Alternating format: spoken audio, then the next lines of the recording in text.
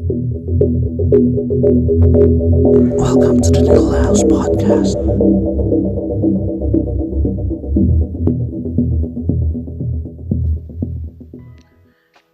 Hey yo, what is up you guys and welcome back to the Needle House Podcast. Kamusta na kayo? Sana okay lang kayo lahat. Ako okay naman. Teka, ayusin natin ng konti yung mic. Yan, sana nadidinig nyo ako, no? Medyo sumusubo ako ng mga ibang mga paraan pa sa paggawa ng videos, no? I'm still experimenting on some shit. So, sana maganda yung kalabasan, no? Ayun, anyways, kung bago ka nga pala sa channel natin, please do subscribe and hit the bell icon para nano-notify ka tuwing may bago tayong video dahil every Saturday nag-upload ako ng bagong video at 7 p.m. Okay, at kung hindi nyo pa alam, meron tayong channel sa Spotify, that's The Needle House Podcast with Marcus II. Same time and day. Nag-upload din ako doon. Kung hindi pa kayo naka-follow doon, follow nyo na ako and leave 5 stars sa mga videos natin doon. Yes sir, video din po yung mga ina-upload ko doon. Yon. Anyways, ano nga bang pag-uusapan natin ngayon? Well, this is a very fun yet subjective topic, no? Mga kasabwat. Ang lagi naman tayo nagsisimula sa tanong sa mga videos natin, no? And for this video, ang tanong is, or for this episode, ang tanong is, bakit nga ba nakaka-addict ang pagpapatattoo? Nakaka-addict nga ba to? Totoo ba yun? So, pag-usapan natin yan. Okay. So, number 1, ang sagot ko dyan is, in a way, no, sabi ko nga very subjective to, no. Nakaka-addict nga siya kasi para siyang parang every time you get a new tattoo, parang may bago kang accessory sa katawan, 'di ba? Ganun din naman sa damit, 'di ba? Every time na bibili tayo ng bagong damit, excited tayo, tapos or bagong sapatos, 'di ba?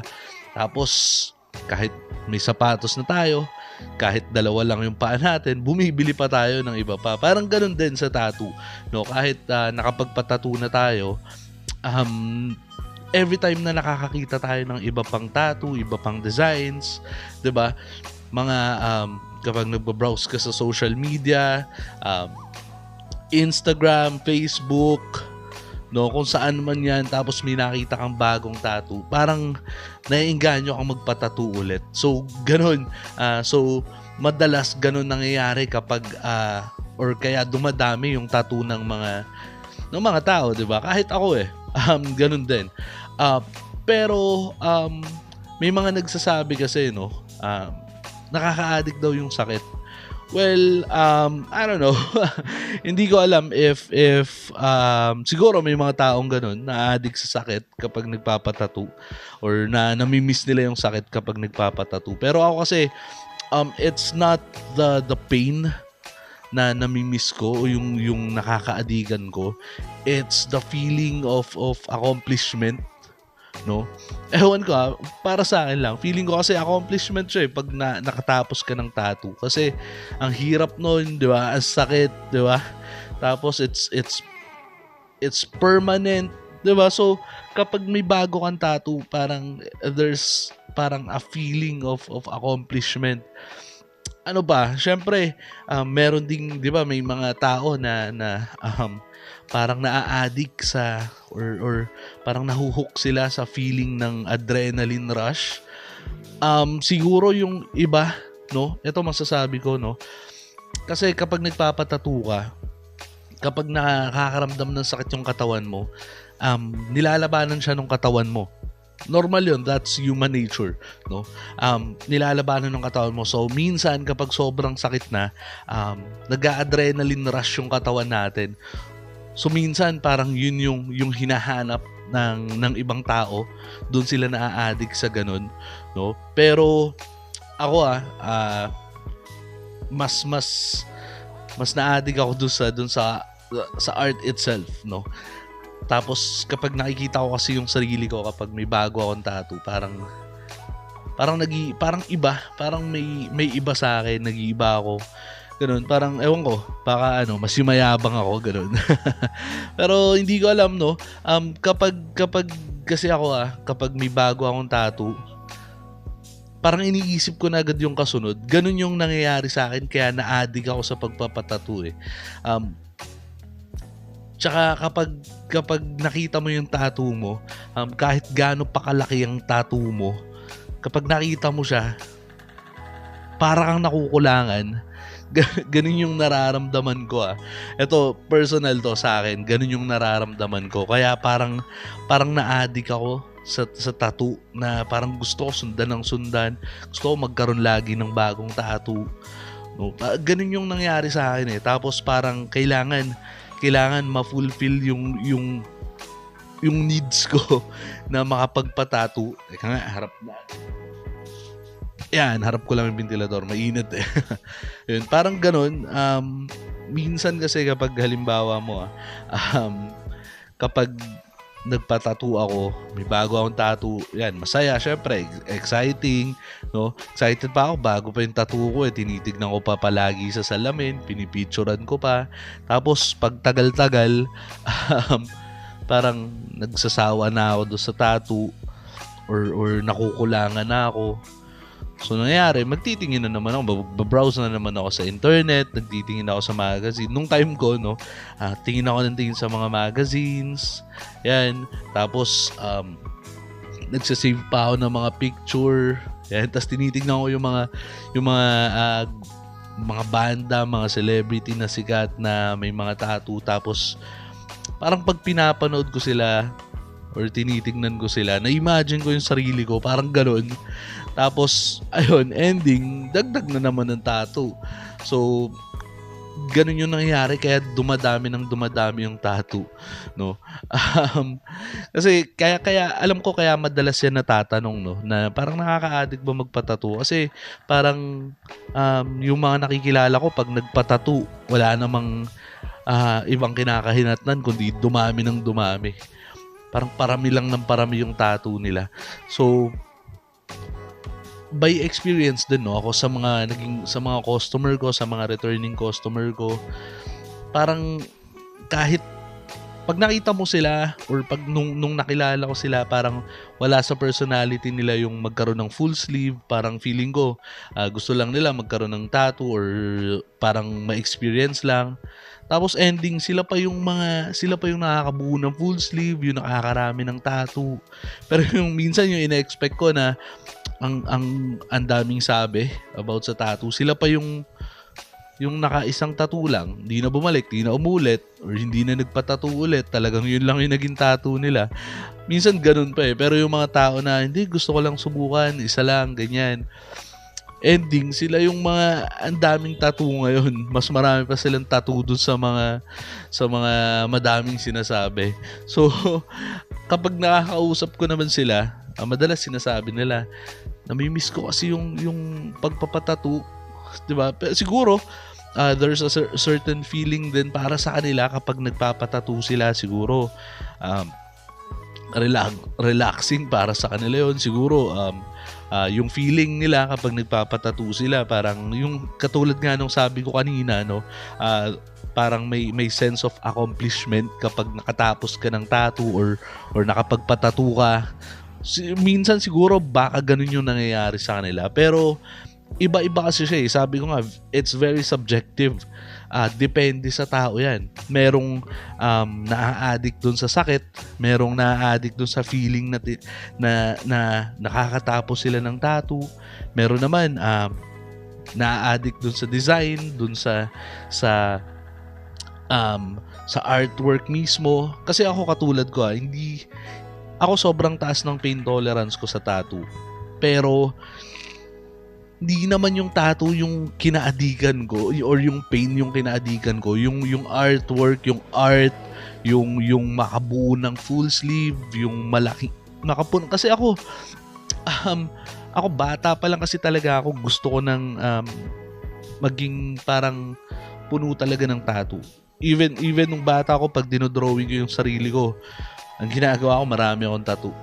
Ganun yung image na gusto kong makita sa sarili ko. Parang nung bata ako, sabi ko, paglaki ko, kailangan madami akong tattoo. Ganun yung tingin ko sa sarili ko, ganun yung mindset ko. So hindi siguro dahil na-addict ako sa tattoo, pero kasi yun na yung expectation ko para sa sarili ko, parang tinutupad ko lang din, no? Merong mga tao naman, no, na parang, kasi 'di ba, hindi natin maiwasan, may mga tao na nagsa-self-harm, 'di ba? So merong iba na instead na mag-self-harm, nagpapatattoo sila. In a way, self-harming din siya. Siguro merong something sa kanila na nararamdaman nila kapag nasasaktan sila. So parang yun yung hinahanap nila. So nagpapatattoo na lang sila instead na i-blade yung sarili nila or sugatan yung sarili nila. Nagpapatattoo na lang sila para ganun din, nasaktan din naman sila, may nag-gain pa sila, nagkaroon pa sila ng tattoo, di ba? Merong ganun kasi ako, may nakausap akong ganun sabi niya, kaya talaga siya nagpapatattoo kasi nga dati nagse-self-harm siya. So may nagpayo daw sa kanya na instead na mag-self-harm, magpatattoo na lang, 'di ba? Kasi mararamdaman din daw niya yung sakit, ganun din makukuha niya yung gusto niyang sakit na maramdaman. Tapos nagkakatattoo pa siya, 'di ba? Hindi pa pumapangit yung balat niya or hindi pa parang nagpepeklat yung balat niya. Ang naiiwan pang parang souvenir doon sa pag-self-harm niya is yung tattoo mismo, yung design. So yung iba ganun naman. So kaya paulit-ulit sila, padami yung tattoo nila. It's not because na-addict sila sa tattoo, but yun yung way nila na mag-cope sa kung anong nararamdaman nila. Yung pananakit sa sarili nila. So yun, iba-iba siya. So hindi natin masabi na talagang naa-addict sa tattoo or naa-addict sa sakit. Pero depende yan sa tao, no? Kasi minsan part of it is ego, no? Na hindi, namimiss ko kasi yung sakit, 'di ba? Parang machismo yan, macho yan 'di ba? Nakaka-macho, nakakaangas, nakakaastig pag sinabi mo, hindi, namimiss ko yung sakit, gusto ko yan pag tinatatuan ako, pag nasasaktan ako, 'di ba? It's part of it is ego, pero ako kasi yung mga by experience mga kasabot, yung mga tinatatuan ko na gano'n na, hindi, namimiss ko yung sakit, gusto ko yan pag masakit. Tapos pag tinatatuan mo naman, ngiwing-ngiwi, di ba? So hindi natin masasabi na yung pain yung nami-miss nila. Siguro there's parang siguro gusto nilang ma-feed yung ego nila na hindi, kaya ko yan, kahit masakit yan, talagang baka yun. Pwede rin, hindi natin alam. Again, hindi ko nila lahat pero kasi may mga tao na ganun. By experience lang, no, yung mga ibang nagpapatattoo kasi sa akin ganun. Yun yung nakikita ko. Kasi kapag sinasabi mong namimiss mo yung sakit, ibig sabihin gusto mo yung sakit, di ba? Pero pag tinatatuan ko naman tapos ngumingiw, parang di naman ako naniniwala na gusto mo yung sakit or namimiss mo yung sakit. Pero syempre, we can't judge them. Malay natin, nasasaktan talaga sila pero gusto nila yung sakit. Diba? Parang masaya sila na nasasaktan sila pero talagang nasasaktan sila. Hindi natin alam. Again, this is very subjective, no? Pero kayo mga kasabwat, na-addict ba kayo sa tattoo? Ano ba yung namimiss nyo sa tattoo? Comment nyo naman sa baba para makita ng mga iba nating kasabwat. Diba? Magka-idea sila kasi may mga tao din na ang comment naman nila is ayoko munang magpatattoo kasi baka ma-addict ako baka dumami yung tattoo ko wala pa akong trabaho o nakatira pa ako sa bahay ng magulang ko, baka pagalitan ako or whatever. Merong mga ganun kasi nga it's because of the parang naririnig nila sa ibang tao na nakaka-addict yan kapag sinimulan mo yan, dire-diretso na yan, ganyan. So yung iba instead na matakot doon sa sakit or matakot na permanent yung tattoo, mas natatakot sila na baka dumami yung tattoo. Hindi naman, mga kasabot, hindi naman yan basta-basta dadami kasi magastos din magpatato unless talagang sobrang dami ng pera mo na hindi mo napapansin, dumami na ng dumami, di ba? Hindi mo iniintindi yung gastos. Pero maraming factors din. Hindi siya basta-basta dadami yung mga kasabot. So wag kayong matakot. Okay. Ayun. Siguro yun lang yung masasabi ko about sa parang tattoo effect or addictive effect ng tattoo. It's not the tattoo. Sometimes it's not the tattoo itself.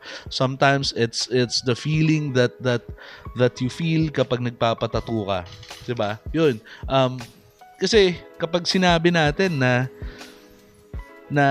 na-addict ka sa sakit or na-addict ka sa tattoo, minsan iba yung iniisip ng ibang tao, 'di ba? Minsan gusto mo lang mag-share ng experience mo or ng nararanasan mo. Minsan tinetake pa ng ibang tao as mayabang, masama, 'di ba? So, hindi lahat ng sasabihin natin is tinetake ng iba na positive. Minsan negative, minsan kala nyo nakakatulong kayo, minsan hindi pala kayo nakakatulong sa mga sinasabi nyo na nakaka-addict ang tattoo. Hindi yan mga kasabwat, hindi yan basta-basta nakaka-addict lang. And sa tattoo kasi it takes two to tango, di ba? Unless tattoo artist ka din na tinatatuan mo yung sarili mo. Pero syempre hindi siya basta-basta magagawa. Hanap ka muna ng artist, hanap ka ng design ng gagawa, ng magtatattoo sa'yo, schedule and all, diba? So, huwag kayong matakot, hindi yan basta dadami yung tattoo nyo. Hindi yan yung pag nabasa, dadami na lang. Or pag na-addict kayo, hindi nyo mapigilan, dumadami siya. Hindi ganoon. So, huwag kayong matakot. Okay, ayun.